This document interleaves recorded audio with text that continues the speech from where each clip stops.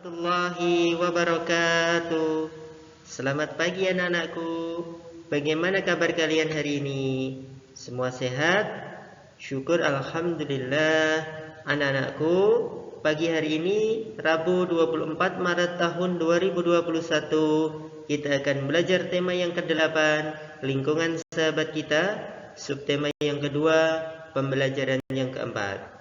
Sebelum tadi Pak Danang sampaikan, kita berdoa kepada Allah Subhanahu wa Ta'ala, memohon kemudahan dengan harapan kalian nanti mampu memahami apa yang Pak Danang sampaikan melalui video ini. Mari kita berdoa.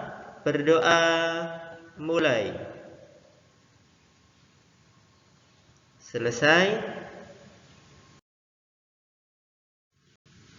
Anak-anak, materi pembelajaran kita pada pagi hari ini yang pertama adalah jenis usaha yang dikelola kelompok.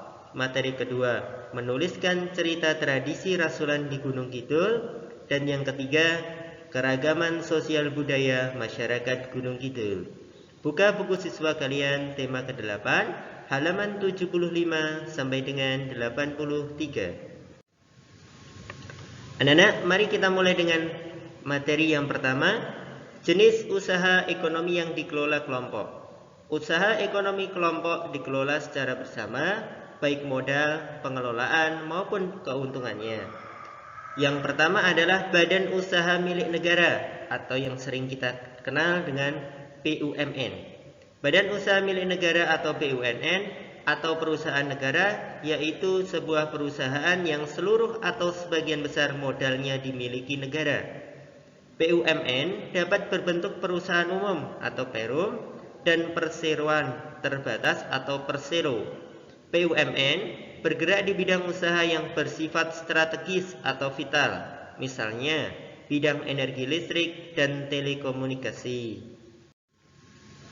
Di Indonesia juga terdapat badan usaha milik daerah atau BUMD atau perusahaan daerah. BUMD merupakan perusahaan yang seluruh atau sebagian besar modalnya dimiliki pemerintah daerah. Apa sajakah tujuan pendirian BUMD? Tujuan pendirian BUMD sebagai berikut. Yang pertama, ikut melaksanakan pembangunan ekonomi daerah dan pembangunan ekonomi nasional. Tujuan yang kedua, mewujudkan kebutuhan rakyat dan menyediakan lapangan kerja untuk mewujudkan masyarakat adil dan makmur. Yang kedua, badan usaha milik swasta atau BUMS. Badan usaha milik swasta merupakan perusahaan yang seluruh sahamnya dimiliki oleh swasta. Yang pertama adalah firma. Firma adalah usaha ekonomi bersama yang didirikan oleh sekurangnya 2 sekutu. Setiap anggota firma memiliki hak untuk bertindak atas nama firma. Anggota firma juga bertanggung jawab secara penuh atas risiko kerugian firma. Yang kedua adalah persekutuan komanditer. Persekutuan komanditer atau CV didirikan oleh sekurangnya 2 orang yang menyetorkan modal. Pada CV terdapat 2 jenis sekutu, yaitu sekutu aktif dan sekutu pasif. Sekutu aktif berperan sebagai investor dan pengelola CV.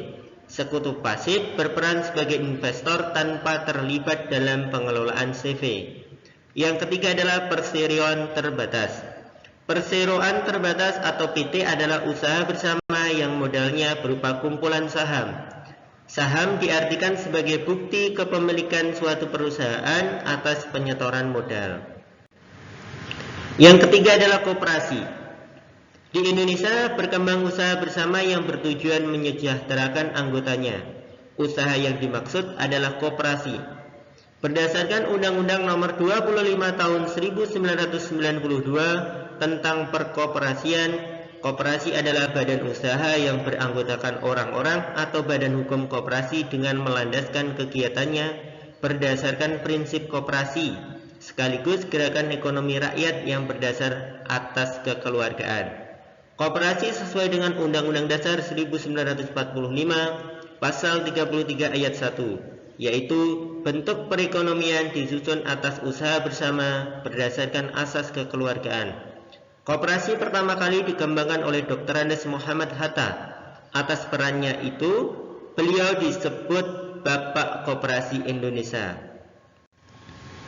Bentuk-bentuk koperasi di Indonesia. Yang pertama adalah koperasi konsumsi, yaitu koperasi yang menyediakan berbagai barang konsumsi untuk memenuhi kebutuhan sehari-hari. Contohnya beras, gula, minyak, sabun, peralatan rumah tangga, dan barang elektronik. Tujuan koperasi ini adalah memenuhi kebutuhan konsumsi sehari-hari bagi anggota dengan harga dan mutu yang layak. Yang kedua adalah koperasi simpan pinjam, yaitu koperasi yang menyediakan layanan simpan dan pinjam. Koperasi jenis ini menerima simpanan dari anggota. Selanjutnya, uang yang telah terkumpul dipinjamkan kepada anggota. Yang ketiga adalah koperasi produksi, yaitu koperasi yang menyediakan bahan baku, produksi dan menyalurkan hasil produksi anggotanya. Koperasi ini beranggotakan para produsen atau pengusaha, misalnya pengusaha batik, tahu dan tempe, dan sapi perah. Yang keempat adalah koperasi jasa, yaitu koperasi yang menyediakan layanan atau jasa tertentu bagi anggotanya. Contohnya koperasi angkutan. Yang kelima adalah koperasi serba usaha, yaitu koperasi yang mengelola berbagai jenis usaha, misalnya penyediaan barang konsumsi, simpan pinjam, penyediaan bahan baku, dan penyaluran hasil produksi. Contohnya koperasi unit desa atau KUD. Perhatikan teks berikut ini. Tradisi rasulan di Gunung Kidul. Masyarakat Gunung Kidul di Provinsi DI Yogyakarta mengenal tradisi rasulan. Kegiatan rasulan atau bersih dusun ini dilakukan oleh para petani setelah masa panen. Waktu pelaksanaan tergantung kesepakatan warga setiap dusun, tetapi biasanya sekitar bulan Juni atau Juli. Rasulan biasanya berlangsung selama beberapa hari. Rangkaian kegiatan diawali dengan kerja bakti atau membersihkan lingkungan sekitar dusun. Warga bergotong royong memperbaiki jalan, membuat atau mengecat pagar pekarangan, serta membersihkan makam. Selanjutnya, tradisi rasulan juga disemarakkan dengan berbagai rangkaian kegiatan olahraga dan pertunjukan seni budaya. Berbagai tradisi dan atraksi seni budaya pada perayaan rasulan di Gunung Kidul ini berhasil menarik perhatian wisatawan baik lokal maupun luar negeri. Atraksi seni budaya yang disuguhkan seperti doger, jatilan, wayang kulit, dan riok Ponorogo. Puncak keramaian acara rasulan terjadi saat diselenggarakannya kegiatan kirap. Kirap adalah semacam karnaval atau arak-arakan mengelilingi desa. Dalam acara kirap itu dibawa pula tumpeng dan sajian berupa hasil panen seperti pisang, jagung, padi, sayur mayur, dan hasil panen lainnya. Di akhir kirap, warga melakukan doa bersama di balai dusun. Mereka berdoa memohon ketentraman dan keselamatan seluruh warga. Acara kemudian dilanjutkan dengan kegiatan perebutan tumpeng yang ditunggu-tunggu oleh masyarakat dan wisatawan. Tradisi rasulan merupakan aset budaya yang harus dipertahankan. Tradisi ini melestarikan jiwa kebersamaan dan semangat gotong royong, sehingga keharmonisan masyarakat dapat terjaga. Selain sebagai sarana untuk memupuk semangat kekeluargaan, tradisi ini juga menjadi salah satu wadah untuk melestarikan kesenian daerah Gunung Kidul. Mari kita lanjutkan dengan materi yang kedua, kemuhammadiyahan, dengan tema tokoh Muhammadiyah di tingkat nasional. Tokoh yang pertama adalah Haji Fahrudin. Beliau lahir di Kauman, Yogyakarta tahun 1890 Masehi atau 1308 Hijriah. Ayahnya bernama Raden Haji Lurah Hashim. Haji Fahrudin sebagai perintis majalah Suara Muhammadiyah dan Percetakan Persatuan. Haji Fahrudin dikenal sebagai mubalik celeleng, yakni sering memantau langsung perkembangan organisasi Muhammadiyah ke daerah-daerah untuk melantik dan meresmikan berdirinya cabang Muhammadiyah. Haji Fahrudin bergabung dengan organisasi Budi Utomo dan Syarikat Islam. Tokoh yang kedua adalah Kiai Haji Mas Mansur. Beliau lahir di Surabaya 25 Juni 1896 Masehi. Ayahnya bernama Kiai Haji Mas Ahmad Marzuki. Ibunya bernama Raudah. Kiai Haji Mas Mansur menjadi ketua pengurus besar Muhammadiyah dalam Kongres Muhammadiyah ke-26 di Yogyakarta pada bulan Oktober 1937 Masehi. Pemikiran Kiai Haji Mas Mansur: yang pertama, penggagas terbentuk Majelis Tarjih; yang kedua, mencetuskan 12 langkah Muhammadiyah; dan yang ketiga, menegakkan disiplin berorganisasi seperti sidang atau rapat selalu diadakan tepat waktu. Setelah kalian menyimak apa yang Pak Danang sampaikan, tugas untuk kalian yang pertama, tulislah 3 contoh usaha ekonomi yang dikelola secara kelompok. Tugas yang kedua, ceritakan kembali dengan bahasamu sendiri tradisi rasulan di Gunung Kidul.